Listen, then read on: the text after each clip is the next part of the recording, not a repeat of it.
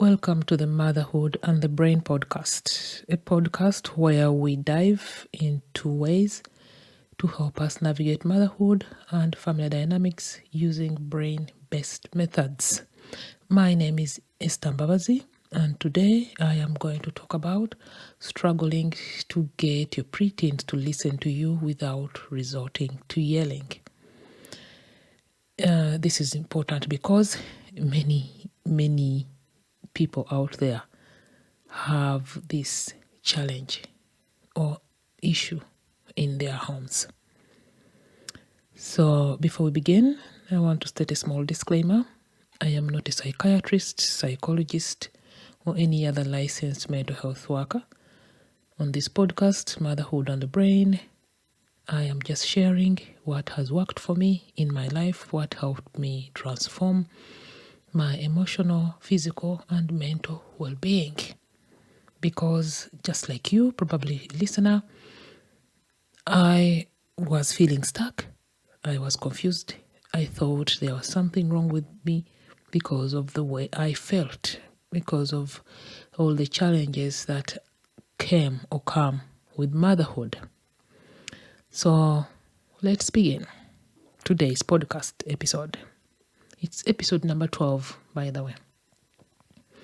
So, do you find yourself constantly at odds with your preteen, struggling to get her to listen to you without yelling? And if you have not found it out yet, yelling does not work. It only works short term, it doesn't work long term. But what I'm here to say is you are not alone. You are not alone. This is a common, I don't want to say problem, but this is a common thing that comes up as we raise children.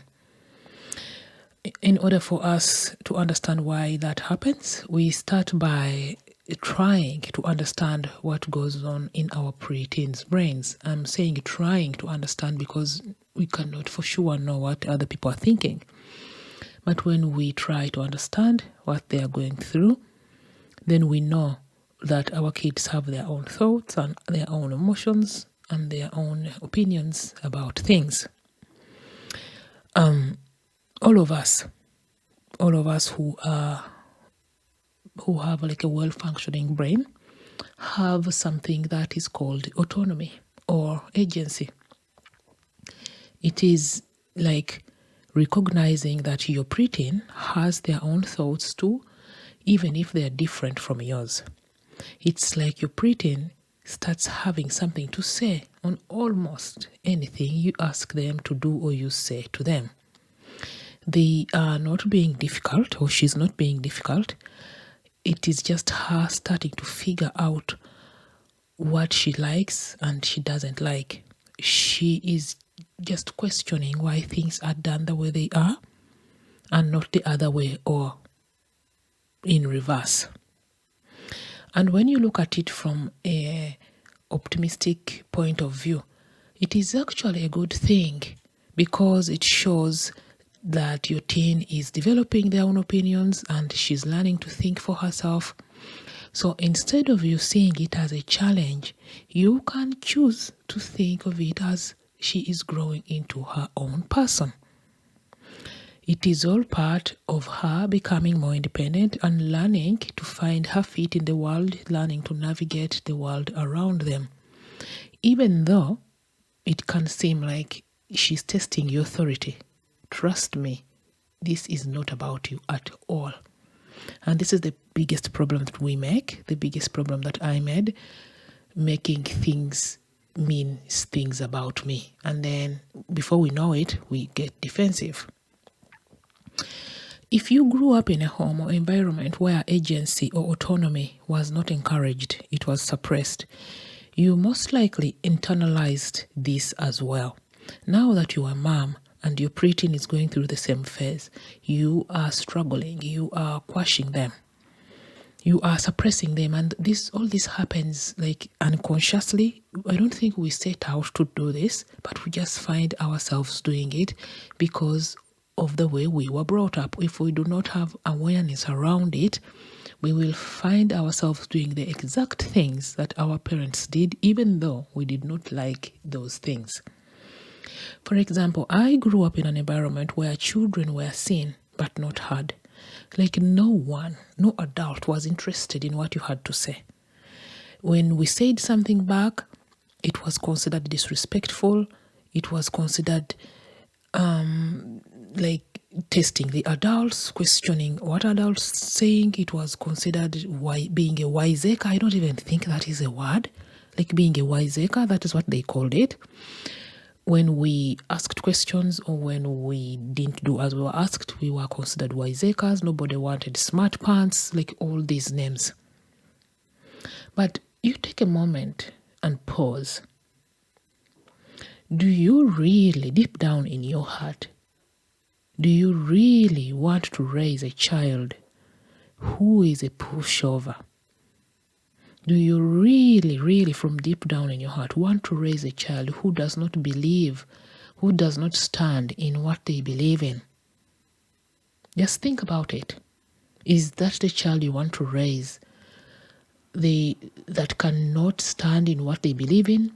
That is a pushover? They just do whatever they are told to do? Is that the child you want to raise?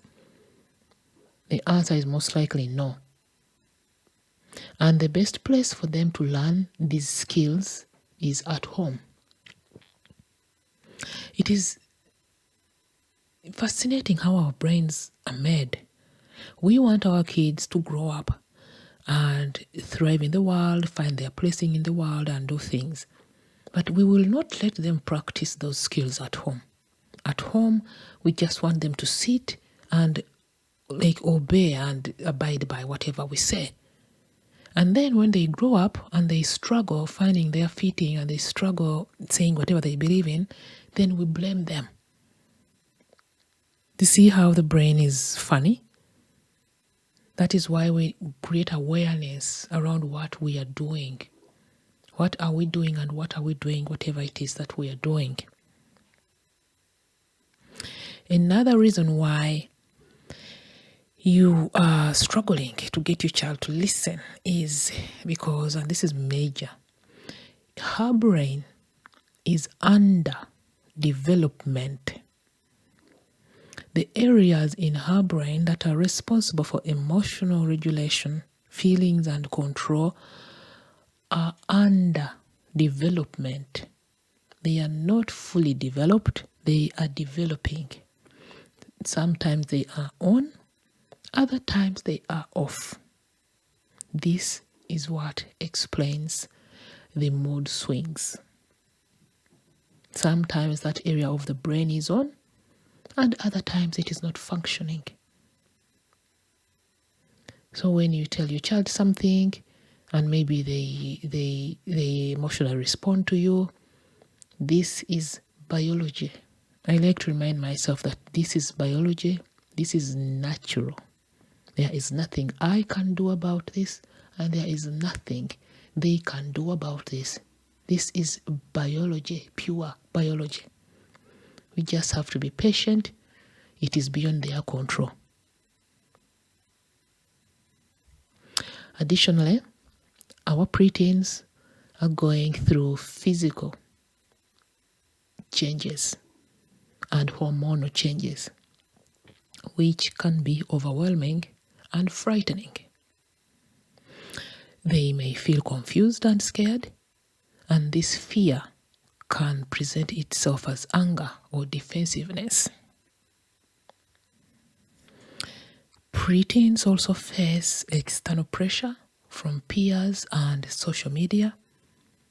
They are bombarded with messages about how they should look, how they should act, what they should wear, what makeup they should put on, what creams they should have, all these things.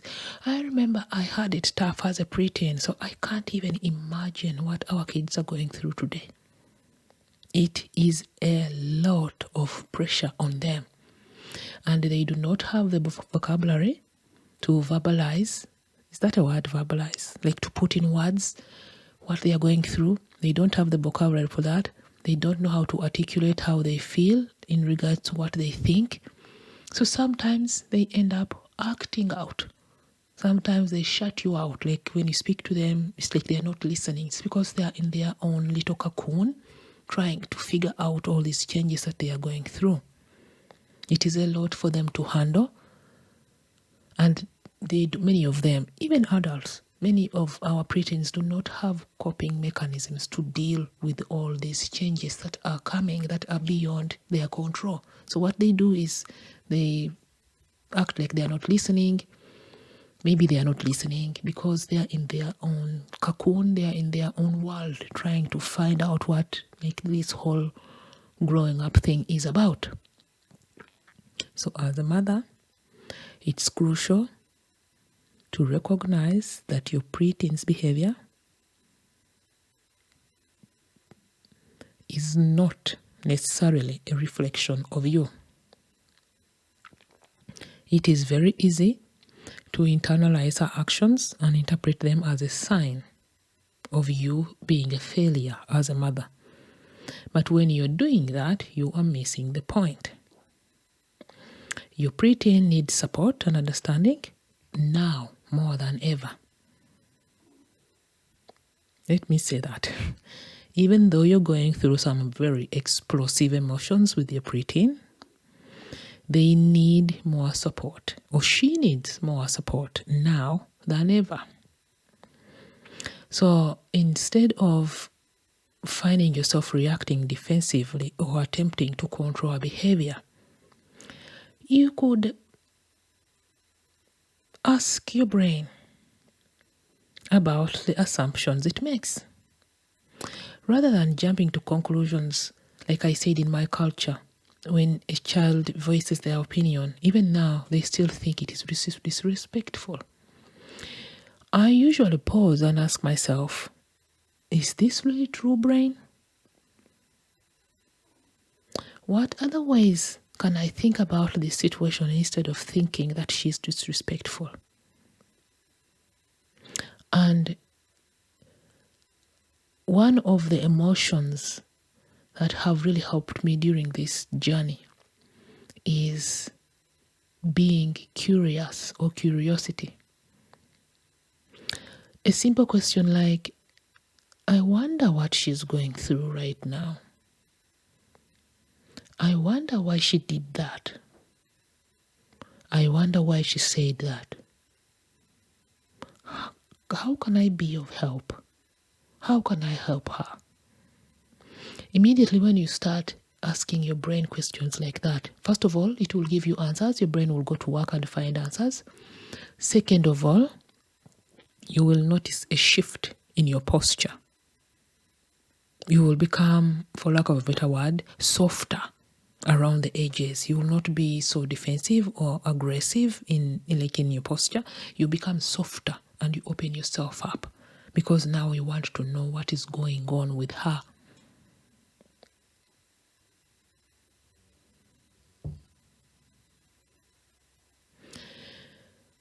The reason I choose curiosity is because when I start interpreting everything my child says or does as a reflection of my worth as a mom, my protective brain goes into overdrive.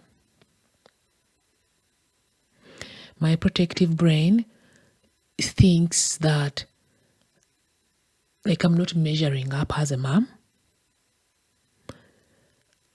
You know, when thoughts like, I'm being a bad mother, if I talk to my child about something and maybe she gives me her opinion, or maybe she loses it or yells at me or whatever kids do, my protective brain is going to make that mean that I am a bad mother. I'm failing my child. What will the teacher think? What will the neighbors think? And it's totally normal for these kinds of thoughts to come up. It's totally normal to, once in a while, wonder how my child is doing socially. But when these kinds of thoughts start consuming you, your protective brain goes in some form of panic, like it hits a panic button. And before you know it, you are reacting out of that panic by raising your voice or trying to control everything she does, just to reassure yourself that you are not failing her as a mother, to reassure yourself that you are adequate, that you are measuring up to some standards, some made-up standards as a mother. Let me repeat, this is very important. When your child gives you attitude, whatever kind of attitude your child may give you, your protective brain will make things up, like maybe you're a bad mom, or you're failing your child, or what will the neighbors think, or what will the teacher think. And it's normal to worry about how your child is doing socially. It's normal to think about what will the teacher think if my child has, for example, not done their homework the whole week. It is normal to think those things. But it becomes a problem when you let those thoughts consume you. It becomes a challenge when you let your protective brain rule over you with those kinds of thoughts. Your protective brain hits what I like to call a panic button. And before you know it, you are reacting from that panic. When your protective brain is panicking, oh my God, you're failing, you're a failure as a mother, what will the teacher think? If you let those thoughts consume you, if you believe them, if you believe that, okay, my child did not do their homework, I don't know how it is where you live, but where I live, our kids get homework on Monday and they're supposed to turn it in by Friday. So if Friday rolls around and my child has not delivered their homework and my brain is like, what will the teacher think? I'm a failure, I'm failing as a mom. If I believe all those things, then I am going to react from that panic, to react from those thoughts by raising my voice or yelling to try and control her to do the things so I think better thoughts about myself. It is very counterintuitive. It does not make sense, but this is what happens. When we come from panicking, we attempt to control our children. That is when we yell at them because we feel bad about ourselves. We just want to reassure ourselves that we are okay, we are not failing, we are doing our job. This is like our brain's way of protecting us from feeling awful and inadequate. But it does not work. It's just some confused mess that the brain comes up with. It's just some protective mechanism that does not work in the long run. It only works short term. You yell at your child and then you feel awful. And then you are back at feeling inadequate. And then you yell some more. This is how it works. It becomes like this vicious cycle. Meanwhile, as I'm yelling and trying to control my child to do whatever it is I want them to do, their brain, their protective brain and nervous system is getting overloaded. You see how it works? My protective brain is leading me to yell at my child. And when I yell at her, her protective brain and the nervous system, they get overloaded. And before I know what's happening, she's slamming doors in my face. She's yelling at me to back off. She's telling me I need space to calm down. Leave now. Because their brain is not fully developed, it cannot handle a lot of external overload, or what scientists call stimuli, external stimuli. So they are asking me to leave. They are slamming doors in my face. They are telling me to go away, leave, because they want to calm down. It is too much now. It is too much sensory overdrive. So they want to calm down and they are asking me to leave. Now I'm thinking, my brain thinks they are being disrespectful. You see where I'm going? Like it becomes this cycle where nobody wins. Now, I am not advocating for children slamming doors or acting out. I'm not saying that. But understanding that when they slam doors, when they ask you to leave, is a sign of their protective brain and nervous system being overwhelmed can help you respond in a more supportive way. Let me repeat. This is very important. When you raise your voice at your child, when you yell at your child because you want them to do something or not do something, your protective brain is just playing tricks on you.